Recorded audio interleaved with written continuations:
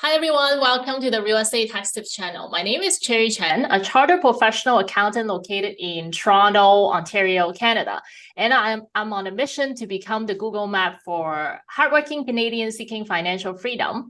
A couple months ago, I attended an entrepreneur conference, and one of the speakers who talked about AI, I don't know if you guys use ChatGPT. I use ChatGPT all the time, especially with my writing.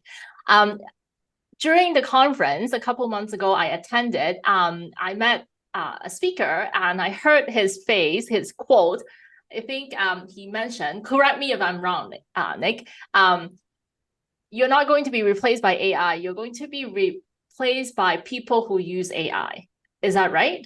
That was like light bulb moment for a lot of us, a bunch of entrepreneurs in the event. I think over 200 people were in the event, and we were all shocked by his comments. So I figure what's better than having him coming on our little YouTube show to share with you on how you could potentially use AI to advance your real estate investment journey.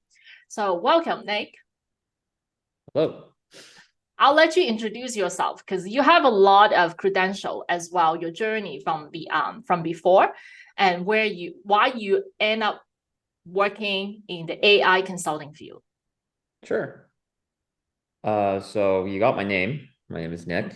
My background's in engineering. So when I was a kid, I wanted to be an astronaut and went to school for mechatronics, so pretty much robotics engineering. And I worked in that field for a little bit.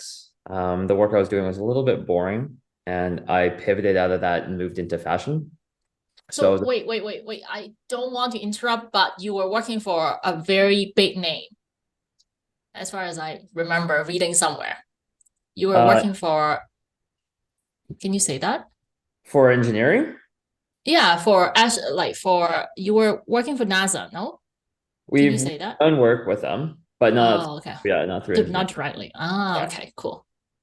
And then pivoting into fashion, I've worked for houses like Stefano Ricci, Tom Ford, Zegna, things Wow. like that. And then I left that and I became a chef. So I cooked for a while. So if you were in some of the restaurants in Vancouver, there's a good chance I might have cooked for you. I Oh my still, God, you came from engineering to being a chef? yeah, I actually like I love the kitchen, the screaming, the heat, the violence. It's great. I love it. Um, yeah, What a journey. it taught me a lot about people. I would recommend anybody like a kid, 18, 19, 20, work in hospitality, and there's front of house and back of house. I would encourage you to work back of house, but you can choose. And then I moved into finance. So did a bit of commodities, Forex, private equity, and then Oh, left that, went into software hardware. So I was directing strategy on a manned ground vehicle. So they were doing autonomous drones for agriculture, so ag tech. Left that. I was a director of marketing for a software company selling CRM. And then it was right before COVID. And then I was pursuing my executive MBA at MIT. And then at the time I was working at Moderna. So I was consulting for, helping them probably rebrand, reposition out of like a vaccine company to, a next generation pharmaceutical company. But when I was there, I had access to GPT-2 through the education program. So I was on a private beta on GPT-2. So the public hadn't had access to it yet. And one of the first things I was getting it to do was to automate very large parts of my job. And with consulting, a lot of what you do is quite repetitive. And I would say that that's a good proxy for the rest of our conversation of how real estate, how anybody thinks about how AI can help me is you start looking at what is repetitive, what is tedious that I do today that I can offload to AI. And so when I got it to automate parts of my job, I started to look at the macro landscape and I started to look especially at model progression. So how these models grow and evolve and how fast they're evolving. And when I plotted it, I had my trajectory set at about 1.5 years out before a model of GPT could fully replace what I do, just make me totally irrelevant. And when I kind of saw that, I just said, screw it, and I quit. And then I moved fully into AI. And yeah, it's been a good ride so far. So, okay, so let me just summarize what I was just told. You model when AI would completely replace you, and then you see that it's 1.5 years out, so then you decided to quit. That's right. How do I model that for my accounting firm? Well, I mean, like I was just looking at the output. So if you remember at the EO conference, I run baseline tests. Mm-hmm. And so one of them I did was for Midjourney. So Midjourney is a generative image AI. Yep, I remember that. And so just giving it something simple like Steve Jobs holding an apple, and you run that over time. But the evolution from the first one to one today that is almost indistinguishable from like a photo of Steve Jobs took 528 days, right? So when you're seeing these kind of lines of progression, it's very easy to more or less triangulate. Yeah. So maybe the idea is to sell my business, quit tomorrow before I'm completely replaced by AI. I wouldn't say that. I would think of it like if you wanted to grow it's very ambitious, but let's say you wanted to grow an accounting firm to the size of like PwC or KPMG. Mm-hmm. Mm-hmm. 5 years ago, that's just like dreams. That is a completely impossible thing for you to do. Mm-hmm. It would take an army to go become the size of that. Yep. But now with AI, with a 2.0 kind of company, we can 10x or 100x your productivity with like Midjourney servicing 20, 40 million users has a team of between 20 and 30 people. And that's it. Right. So when we're looking at these kind of things, when we used to hire tens of hundreds of these junior undergrads who came out to start auditing, we can Mm-hmm. get AI to do that. Yep. Right? So now that function can be consolidated and automated by AI. So what is the real value for you as an accountant? If you have 10, 15, 20 years of accounting experience, where is your real value? Is it that you can audit, or is it that you can pick out patterns from your experience and you can say, this doesn't look right to me? Or maybe you've gotten experience in the interpersonal relationships between you and a client.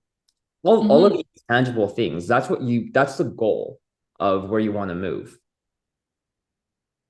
I feel like I need to pay for the consulting with you, sit down and really map out what I can do and what I can't do. But in the meantime, we can focus on a little bit about the real estate industry because real estate is not easy. I would say that it would be far from replaced by AI in my little head, little brain. What's your take on it?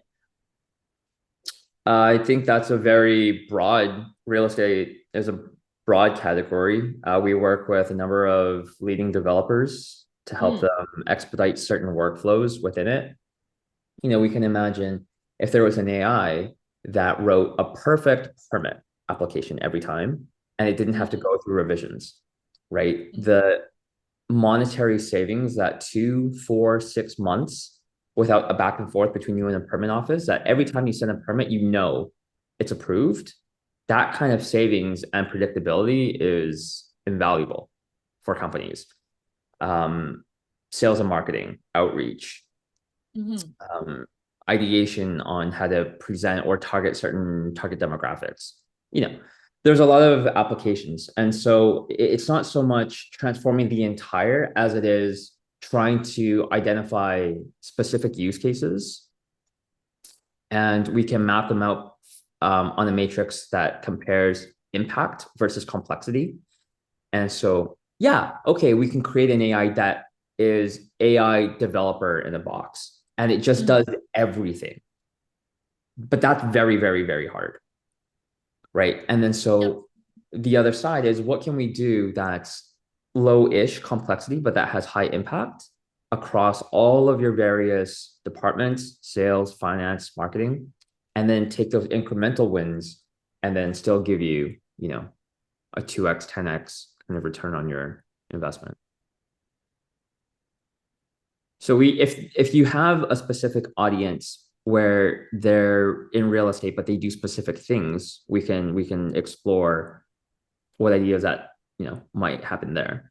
So like one thing that I could think of is people who like to do infill development. So buying a lot and like sever it, but it has to conform with certain things and the criteria of fitting certain size of houses on it and essentially coming up like locating those lots that would be available to buy. In the past, it is very manual. You have to look at the zone and then look at the size. And I could imagine that could be one of the application. Yeah, absolutely. It was a bit easier when ChatGPT still had a Bing plugin, but you can still do it today. They turned it off, right? They did, yeah. Yeah, I was wondering why they turned it off. There can be, I don't know the answer to that. We could speculate, but yeah, I don't have the answer to why they turned it off. So practically, now that you talked about ChatGPT, and which is the forefront of AI, to me anyway, to average people, all we know is ChatGPT. I've seen how ChatGPT is being applied to do bookkeeping using Excel. It's accurate maybe 60-70% of the time. Like if it is ChatGPT would be able to link to Bing, maybe it would be better. But the version that I was looking at, the video sample that I was looking at, it could only get 60-70% right. So if I have a specific task, let's say tenant screening. I have so many tenants applying to rent my place. How can I automate that or leverage ChatGPT? There are certain criteria that I want to meet. I guess that's my question. I don't know if I'm asking the right question. Yeah. I think a quick preface to all of this, just as it's not even a disclaimer as it is just educating the audience. The thing that everyone is seeing, ChatGPT, it's an application. Yep.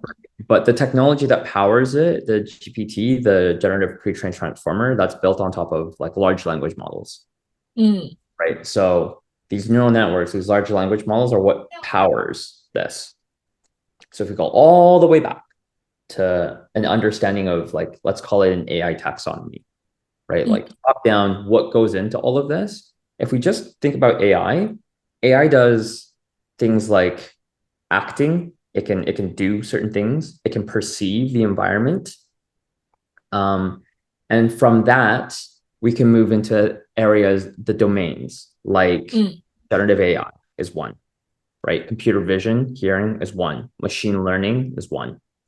And then from there, when we move past that, from generative AI, we move into models and techniques. So LLMs is a model, a technique, right? A convolutional neural network, which powers like image generation, is one model. Generative adversarial network is what powers like deep fakes. That's another model, right? And then from there, we see the applications. And then the applications are what everybody sees. So when we talk about like ChatGPT, that's an application. Midjourney, that's another one. Right. But when we go back, it's important to be able to distinguish between like, okay, this is a model, this is a technique that powers it versus an application. So when we talk about your example of tenants, for example, and I want to automate that, what's going to power it is a large language model. So the quality of this could vary depending on if you fine-tune a model specifically for tenants, rentals, real estate, that kind of activity. The automation is very easy. Zapier actually released it's called beta interface. But if the audience isn't familiar with Zapier, Zapier runs these things called zaps, and they're just like automation scripts. So before you would have to code automation, like if this happens, if 7 a.m., then lights turn on, and then speaker plays this. But you used to have to code that in. Now, what you can do is you can just tell it using another technique called NLP, so natural language processing. but you can just tell, hey, in the morning when the sun comes up, I don't care what time it is, turn on the lights and play this. And so for you, you can say, hey, when emails hit this account that match this criteria, I want you to open the email and then pull out these things and then store them here. If they fit this criteria, send this email back to them, and so on and so on. So yeah, that's an easy automation that you can do.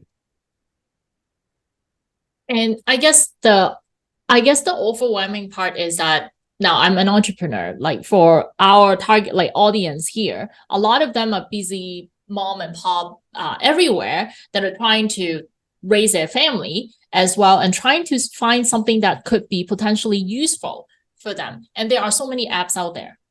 Are there some go-to apps that you use, or there are lists of apps? I feel like there are pop-up of apps every single day. I went to Collision in Toronto not too long ago, I think in June, end of June, and it was everything says AI there.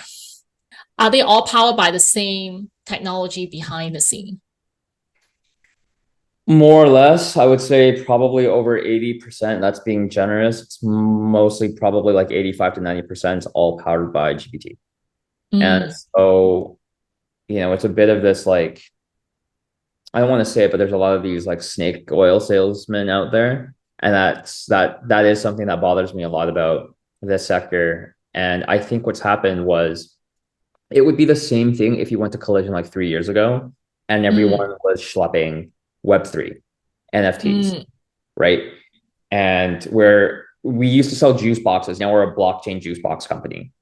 There was literally a company that did that. There was literally, I think it was called like Long Island Iced Tea, or like they make drinks and they put blockchain after like Long Island Iced Tea blockchain company just to get an uptick on. It's ridiculous. But yes, you're right. So a lot of these things that you might see today are powered by GPT, like GPT. And they have an open API, which means that you can just wrap whatever application, you can just have a pretty UI front end wrapper that you as a user would see on top of that. And then it would seem like you've created something because it's talking back to you, but you're just leveraging existing technology. For most people, you could probably get away with, most people are using the free version of GPT. I would highly, highly encourage you. Everyone's got $20 a month, right? You can upgrade to the Pro and the differences are material. So that's one. If you're doing anything around marketing, branding, image creation, things like that, Midjourney is great. Having features like being able to zoom out, zoom in, pan, and they just created the new one, which is kind of like Adobe's generative fill, where you can they just released it. So you can do that. So those two, for that, you can use 11 Labs, which if you write blogs and you want an audio component that adds on to that to try to appeal to a new channel or people who are on the go, things like that, 11 Labs gets you there, and that's $10 a month. You can use DID for text to video. And so all in all, you can get away with a decent AI tool stack for between $30 to $50 a month. Wow. So now we just need to, I as a person, a busy mom here, all I need to do is to hire someone that can actually do that. Does that position exist? And this goes to the other part of the snake oil salesman, where you are seeing these.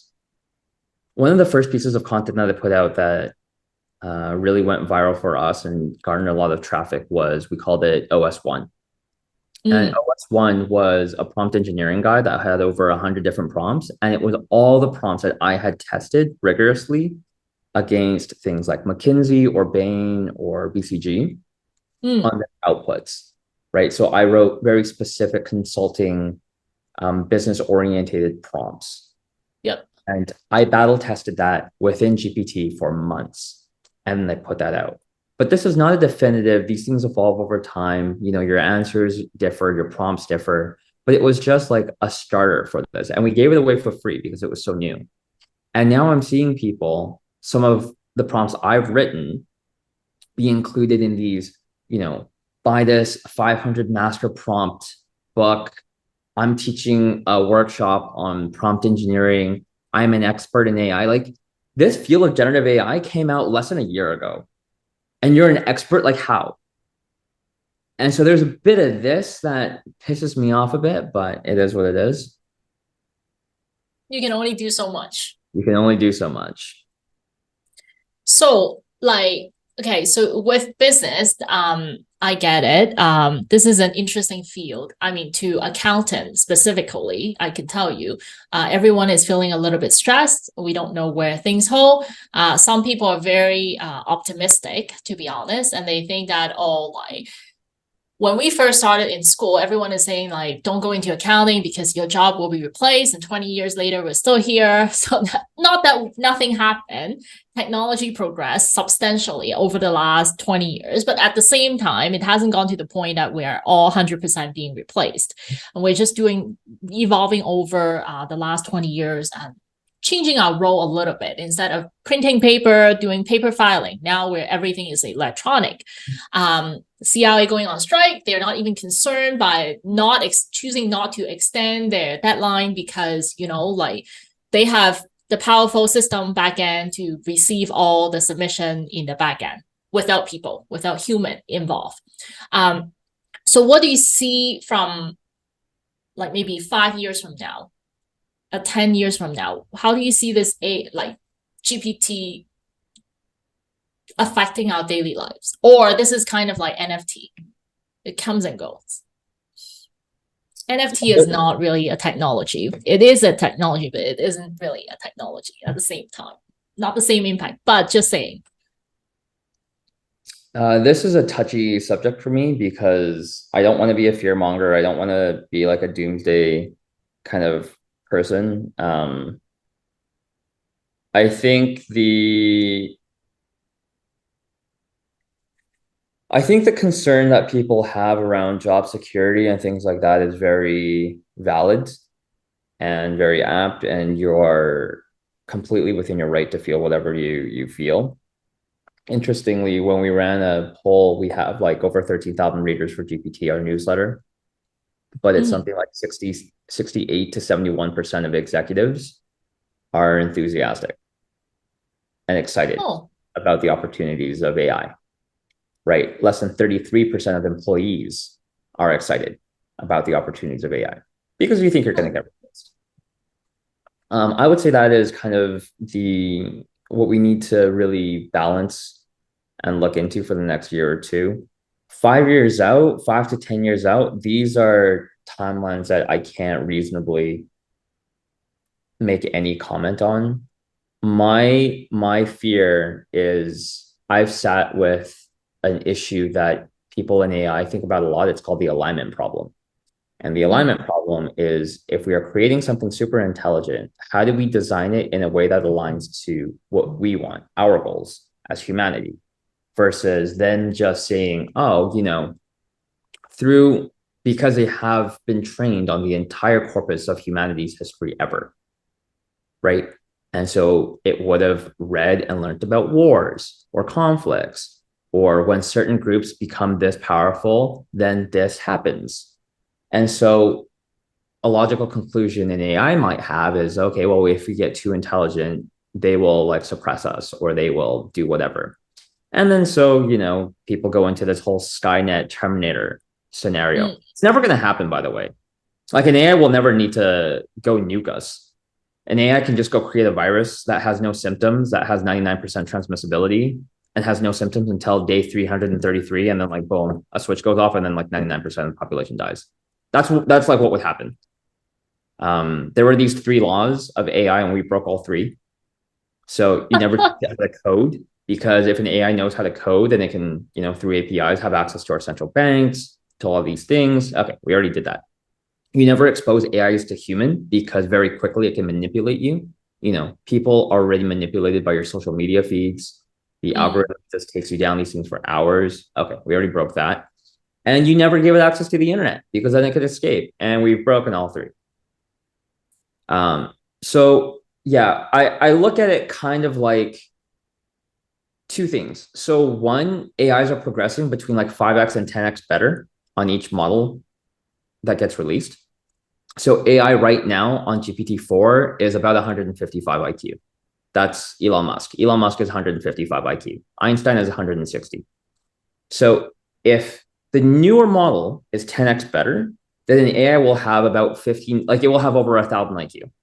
There's never been anybody ever, even past like 200 or 250 IQ. So you can imagine that this would be talking to that thing would be absurd as watching Einstein trying to explain the theory of relativity to someone with a 60 IQ. It would just like, it would try to talk to us and we just wouldn't, it wouldn't make sense. And so when I look at kind of like the state of the world, like there is a part of me that is nervous, maybe. And I think of it like the Tetris problem. You know what, when you're playing Tetris and everything's going good, and then you accidentally just put a block wrong and you didn't mean to do it, but it's there and you can fix it. But if you don't, the game gets harder and you have this time, and you know that the end is coming. And between now and then, you can still have fun and you can still get as many points as you can. But you and I both know that the game is about to end. And that's kind of like how I see things right now. And that does make me a little bit nervous, but I try not to comment too much on the 5 years out. 5 years out, I'm not even like concerned about jobs. I felt like that probably is also one of the reasons why I'm not having a third kid. I think 2 kids is good enough. Everyone's like bugging me.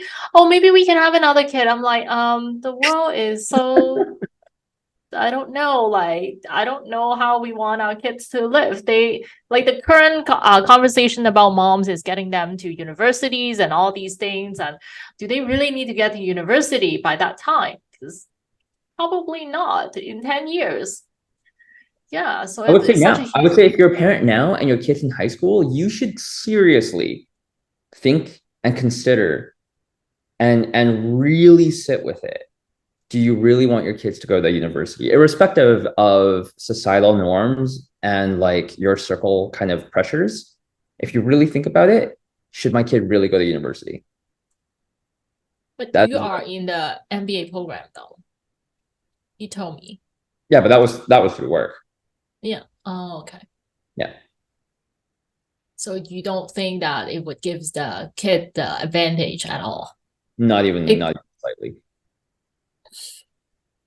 Yeah, not even a little bit. I mean, all of Harvard's, MIT's, Stanford, Yale, their coursework, the entire curriculum is open source.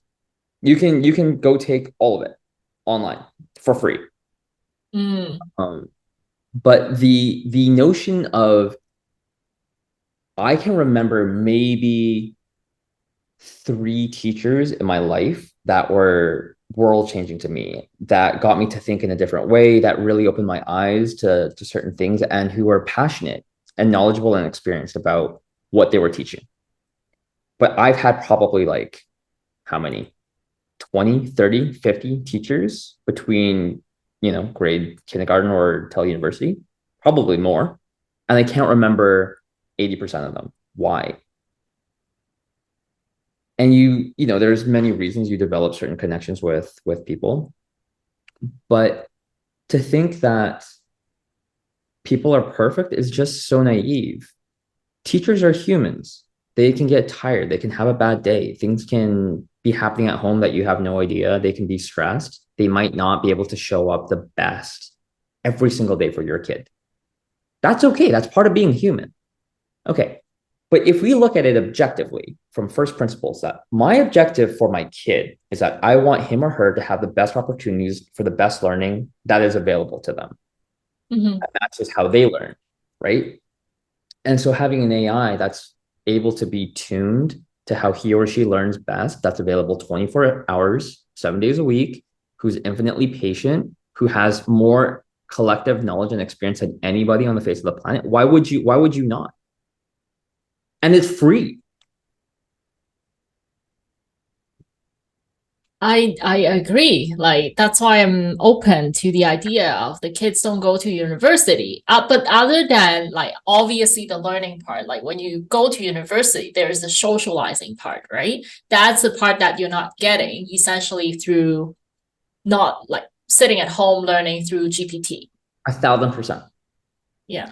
If you were, So if I was a parent and I had a kid, would I feel better if he or she met a group of kids their age or, whatever, and they had similar interests?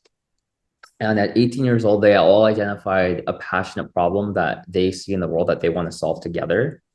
And they try to create solutions to try to solve these problems versus the thing that it was so close being a university, what they try to kill from you, they try to kill your curiosity. And everything's standardized. You have these standardized tests and you have to remember these things and write this formula in this way. And they make the world seem static. And this is why economics doesn't work. Like quantitative easing is great in an academic setting, and then try putting entire nations on negative interest rates for 10 years and see what happens. Right? It's just like it doesn't work this way. So yeah. you have kids? Nope, don't plan to.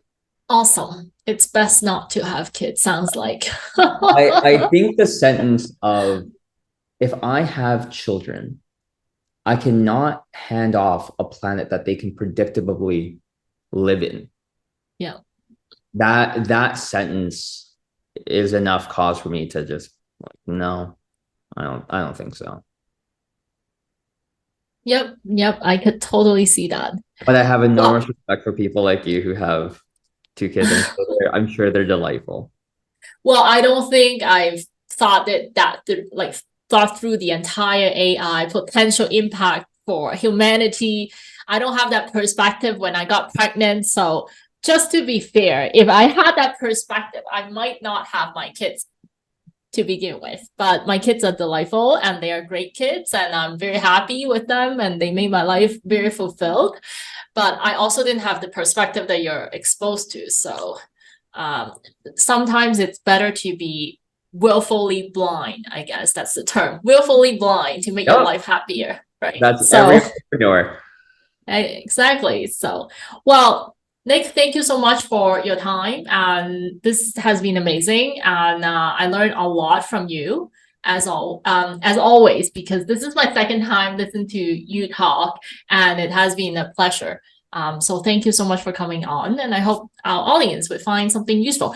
And can I have your contact information? And I will include that in the show notes, and then so people can reach out and find you online as well. Yeah, absolutely. Yeah, thank you. Okay.